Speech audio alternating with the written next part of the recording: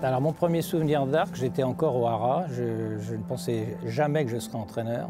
C'était Seabird dans l'Arc de Triomphe, monté par Glennon, qui était un jockey australien qui montait un peu long, qui était assez cavalier et qui avait été impressionnant. Et ça, je crois que c'est une chose c'était en voyant ce cheval gagner, je pense que je me suis dit, entraîner, ça doit être quand même quelque chose de formidable. Tant pis, il ne faut pas regretter si je rate, mais il faut que j'essaye.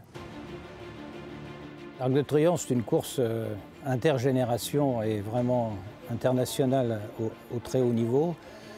Ce genre de course qui est très difficile à gagner parce qu'il faut vraiment avoir le cheval qui est assez bon, il faut avoir le moment des chevaux qui ont fait une saison pas trop lourde. C'est vraiment difficile.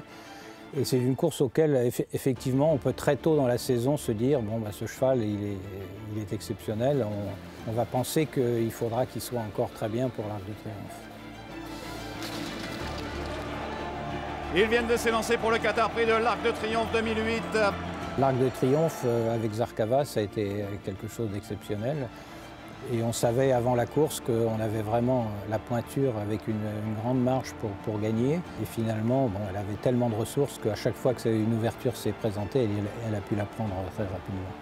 Mais voilà maintenant Zarkava qui lancé en pleine piste par Christophe Soumillon. Zarkava, vous aviez rendez-vous avec l'histoire. Zarkava, ce rendez-vous, vous ne l'avez pas manqué. Formidable Zarkava qui va s'imposer dans un Arc de Triomphe exceptionnel. Zarkava s'impose. On n'a pas douté dans la préparation. On a eu toujours peur qu'elle se fasse mal. C'est une jument qui était un peu imprévisible, aussi bien montée que dans son box où on vivait vraiment heure par heure en espérant qu'il ne se passe rien de mal avant la course. C'est une jument qui a énormément d'influx, énormément de sang, donc elle travaillait 2 fois par jour, elle travaillait le matin normalement et l'après-midi, le soir, elle ressortait en main pour se détendre, pour marcher beaucoup.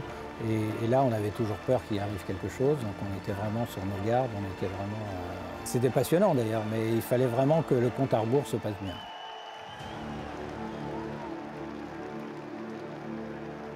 L'Arc de Dalakani, qui était un cheval très attachant aussi. Je pense qu'on doit beaucoup à Christophe Soumillon la réussite sur le cheval parce que c'est un cheval assez délicat et puis il y a eu une espèce d'intime, ils se sont bien sentis dès le début, ils se sont bien compris et je pense que ça a été très important, cette cohésion entre le jockey et le cheval.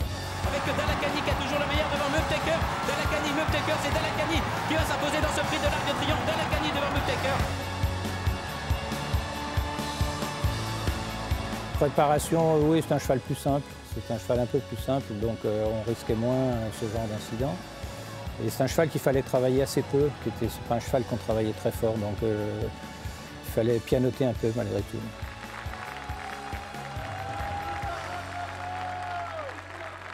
Il y a une satisfaction d'avoir réussi le travail.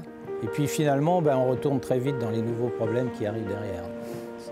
Évidemment, on est dans un métier où on ne se retourne pas beaucoup sur ce qu'on vient de faire, on apprécie. Mais on n'apprécie pas si longtemps que ça parce qu'il y a toujours autre chose à refaire derrière, et soit avec le même cheval, soit avec d'autres, et qui fait qu'on avance tout le temps comme ça. Et c'est pour ça que d'arrêter d'entraîner, ça doit être sympathique de pouvoir un peu se retourner sur ce qu'on a fait.